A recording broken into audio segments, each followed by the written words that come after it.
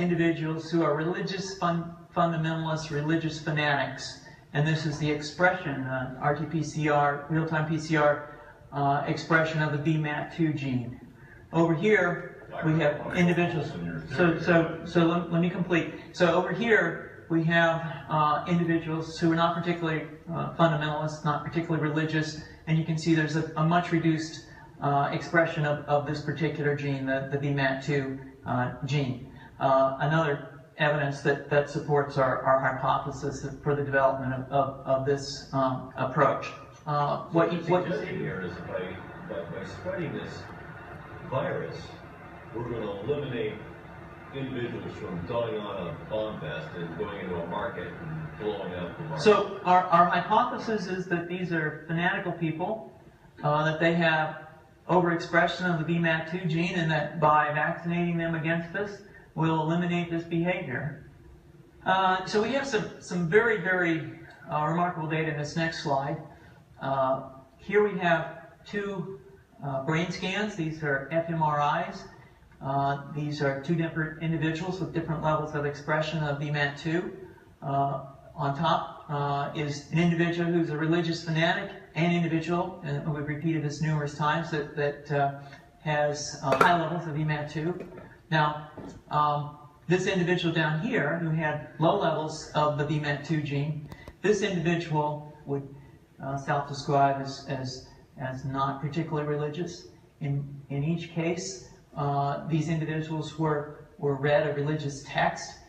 This individual lit up the right middle frontal gyrus, shown here, and that's a part of the brain that's associated with theory of mind. It's a part of the brain that has to do with intents and beliefs and desires.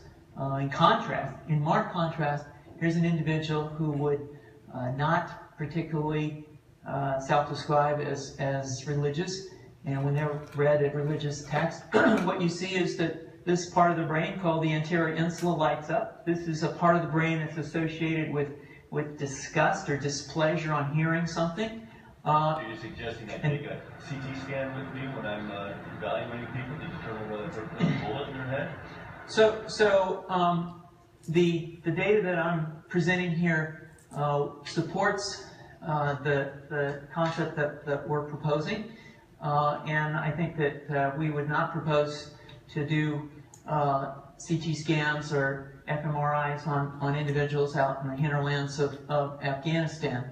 The virus would immunize against this VMAT2 gene, and that would have the effect that you see here, which is it's essentially to turn a fanatic into a normal person. And we think that will have major effects in the Middle East. How would you suggest that this is going to be dispersed?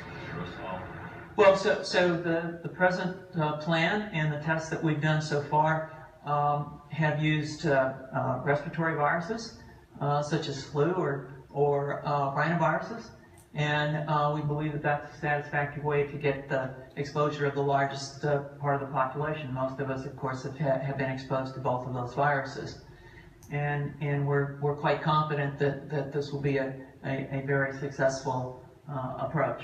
This is fascinating. What's the name of this proposal? Yeah, so the name of this project is FunVax, which is the vaccine for religious fundamentalism. And you have a proposal already? The proposal has just been submitted, and I think that the data that I have shown you today would support the development of this project, and we think it has great promise.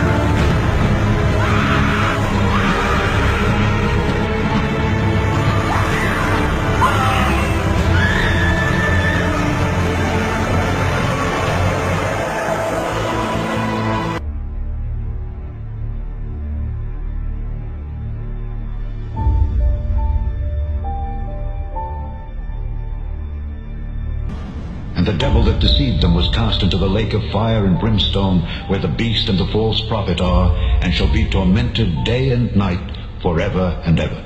And the books were opened. And another book was opened, which is the book of life.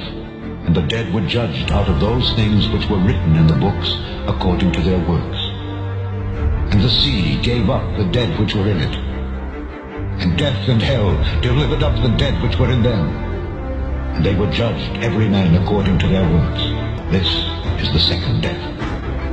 And whosoever was not found written in the book of life was cast into the lake of fire.